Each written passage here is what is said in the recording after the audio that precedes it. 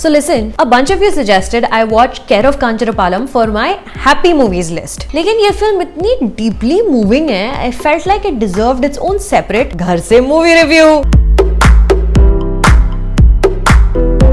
Hi and welcome to another episode of a series which is the only meaningful thing I'm doing right now in the lockdown. That is watching good movies I missed out on in the last few years and talking about them into my iPhone. Today let's talk about the Telugu film Care of Kancharapalam. But first, you see my name there in the corner? Click there and subscribe, please. And wherever this world famous bell icon is supposed to be, press that also.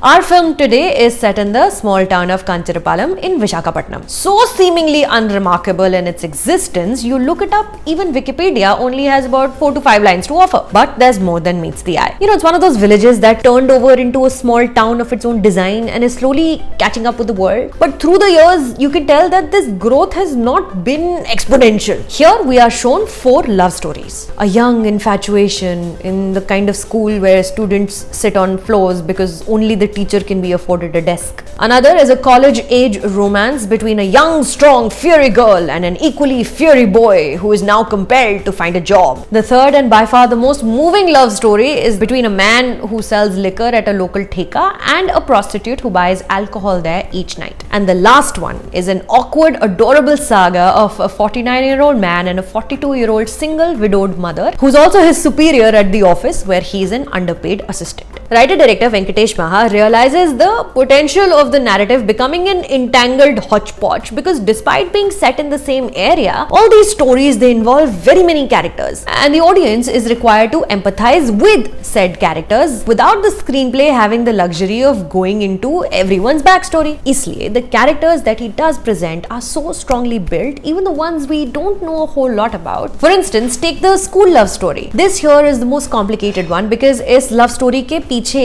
एक अलग subplot चल रहा है of the boy's father who is a skilled but poor idol maker and he has a terrible speech impediment, the father, unresolved anger issues along with the fear of the immediate future due to his dire poverty. So even though this character has no bearing on his son's love story or any other story for that matter, his character is given some wonderful moving short scenes to develop an origin story for this kid. Maha also uses this character to make an important and deep comment about systemic poverty, oppression by the elite, and points to the fact that however hard the poor might work, it will still take generations and generations for the have-nots to even be able to think about elevating themselves to a place where they can have a voice and be seen and heard.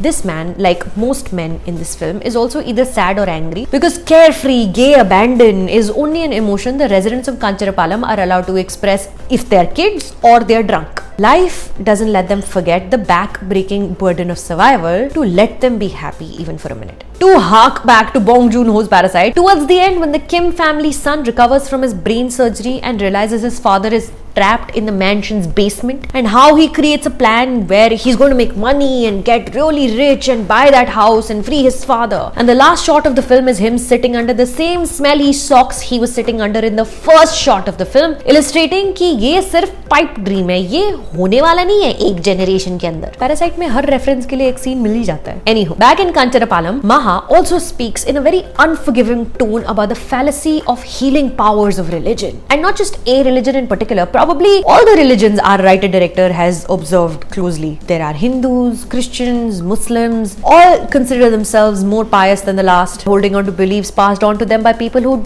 didn't know any better either. Add into this very, very harsh looks at patriarchy and some men's very specific need to control women's bodies. This movie becomes an inescapable void of swirling emotion with one factual realization about the unfair society we live in hitting you in the face every few minutes. Which song you'll sing, whose hand you'll hold, who you're allowed to sleep with, who's allowed to slap you. Just as a woman, you will have to deal with whichever option has been picked for you. Brothers, fathers, and even random men on the street. Everyone has the right to a woman's body before she does herself. I'm to thinking for a man to observe, realize, articulate and turn this truth about how all genders occupy the same world in different manners and turn it into a screenplay for a film which doesn't feel exploitative, how wondrous and amazing this writing process must have been. And to be honest, one point in the latter half of the film, it almost feels like it's not sure which kind of oppression it wants to address head on, so it kind of goes everywhere. It talks of classism, feminism, brotherhood, positive and toxic masculinity, because अपने देश में content की कमी तो नहीं है. And right when it begins to feel a little too abstract, Venkatesh Maha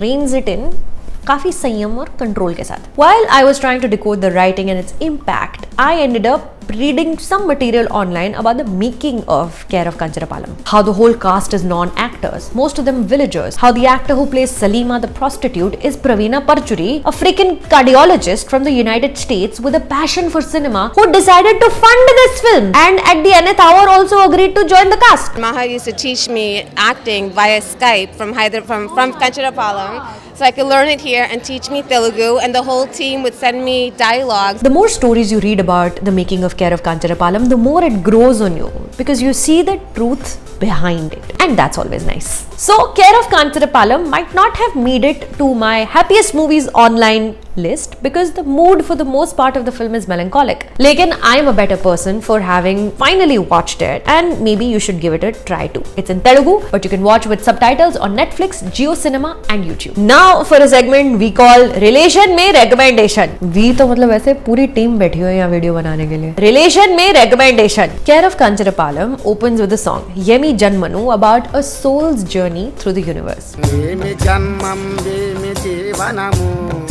Imayakayam Yemi Janmam Yemi Jivanamu. It's so beautiful and hints at the content of the movie even before the movie has started. This took me back to Anubhav Sinha's Article 15, which also begins with the song Kahab To in the opening credits, featuring and sung by Shayani Gupta. कहब तो लगी जाए धक से हमरे गरीबन के चटनी और रोटी. The song too talks of the whole essence of the film. So आज की recommendation, Article 15, you can watch it on Netflix. How much I'm helping out now right now? So just be nice, subscribe, and we are good to go. Chalo, you all leave comments, let me know what I should watch next, and I will see you very very soon. I just need more motivation to make more videos. I'll see you. Okay, bye. Okay, done. See, this one was short. This was about what?